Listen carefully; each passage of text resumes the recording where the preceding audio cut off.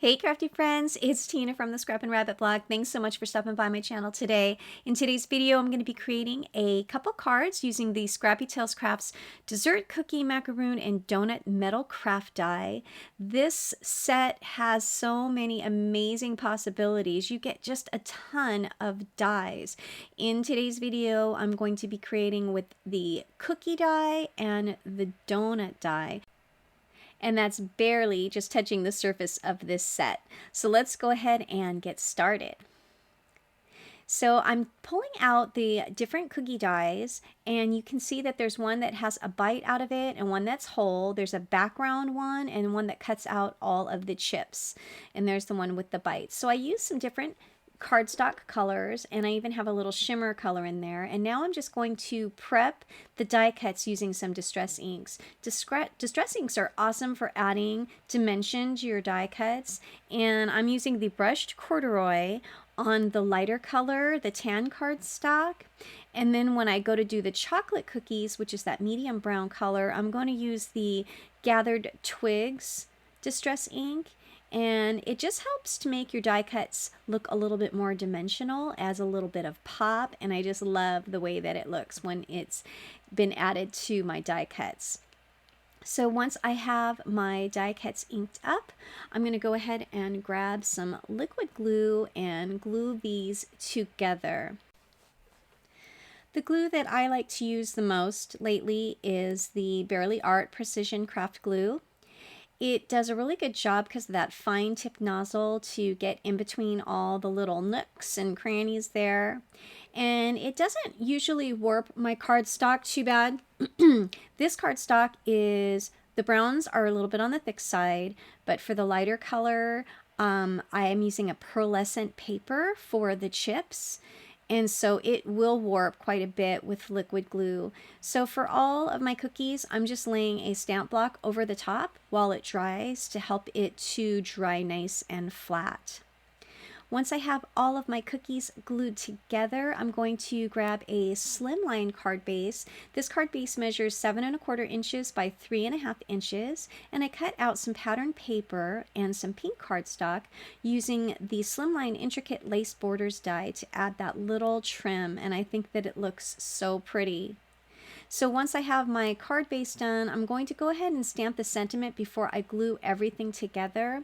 And I'm going to be using the Sweet Treats stamp set and stamp and emboss the sentiment. So I'm just lining up my layers into my stamp platform so I know exactly where I'm going to place this sentiment. And I want to heat emboss it because I love the way a heat embossed sentiment looks. So I'm going to grab some VersaFine black ink and prep my paper using an anti-static powder tool. Using the VersaFine black ink, I'm going to go ahead and ink up my sentiment a couple times so that I get nice coverage. I just love the way an embossed sentiment looks, and the VersaFine ink is definitely one of my favorite black inks. So I'm going to use some clear embossing powder and get really good coverage over the sentiment. This pattern paper is not very thick, so I want to heat my heat tool nice and hot before I put it on the paper to help eliminate some of the warping. And then once I have my beautiful sentiment there, I'm going to go ahead and glue down my layers. I love the way that that pink looks over that pattern paper, and then now I'm just going to arrange my cookies and glue those down, each with the liquid glue. These cookies look so delicious. I love how realistic they look because they're not perfectly round. They look just like cookies when I bake them. And of course the chocolate chip are my favorite. I love the way that that looks. So now I'm just adding glue to the last 2 pieces, and then that little cookie bite, I did cut out the little crumbs. So those are on the lower right hand side of my screen. They're teeny tiny little pieces, so I'm going to use my tweezers, add just a little touch of that liquid glue, and add the crumbs towards the end. I also cut out some of the extra little chocolate chips, and I'm going to glue one of those on there as well. And I love the way that looks. I think I'm going to add one more crumb just to round it off with an odd number there. And that completes my first card. I think it turned out so cute. My second card is going to feature the donut die cuts, and I think that they turned out so cute. So I cut out different cake colors with using the same colors that I did with the cookies, and then I cut out the frosting. So I'm going to ink up the cake just like I did the cookies using the same distress color inks, the brush corduroy, and for the lighter cake, and the gathered twigs for the chocolate cake. And then in that little dish, the frosting leaves the little cutouts, the little swirly frosting cutouts. So I saved those because I'm going to actually be using those little cutouts for the frosting. So just like with the cookies, I'm going to be using the liquid glue, and my tweezers really help me to keep me from dropping all the little pieces when I remember to use them. So I'm using that pearlescent paper and in a pink and in that cream color, and I'm just adding the little cutouts into the frosting, and I really love the way that that looks. That way I can use all the different colors and then coordinate them with each other by alternating the different colored frosting. So this one is going to be the lighter cake with the cream colored frosting and the pink swirls. So it's just like putting together a puzzle piece. My tweezers are absolutely a lifesaver for me. And so I'm just going to glue each of those pieces into the frosting. So I cut out several different colors and I glued them all together, and these are all the donuts that I ended up with. So I'm going to be using an A2 size card base and the same layers as I did for my slimline, using the same border die for the little trim. And then I'm going to randomly place the donuts around on that top layer, giving good coverage. And I'm going to end up gluing those down before I put together my card base. So using the liquid glue, I'm just going to arrange the donuts onto that top layer. Even though they're hanging off the edge, that's okay because I'm going to be trimming them down. So it's almost going to be like a pattern paper, only using the die cuts really adds dimension. And I love that how they're all differently frosted, and some of the cardstock that I used that have that glitter on it really makes it look like chunky sugar on there. It just looks so pretty and so sparkly. They're really looking good enough to eat. So once I get those glued down, I'm going to go ahead and grab my scissors and trim the excess off.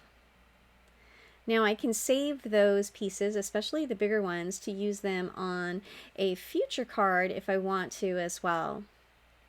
So because it's liquid glue, it's sliding around just a little bit, so I'm pushing down to try to get them in place. So you might want to let it set before you try and trim.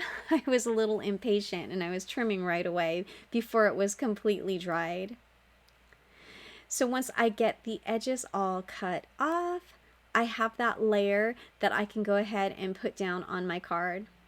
So I'm going to use the liquid glue, lay all these pieces together, get them nice and flat, and once I have my layers put together, I can go ahead and add them to my A2 size card base.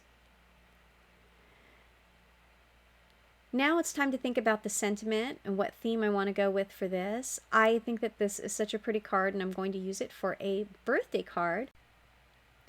I decided to go with some black cardstock for my sentiment, so I'm going to go ahead and prep the cardstock using my anti-static powder tool because I want to do some heat embossing.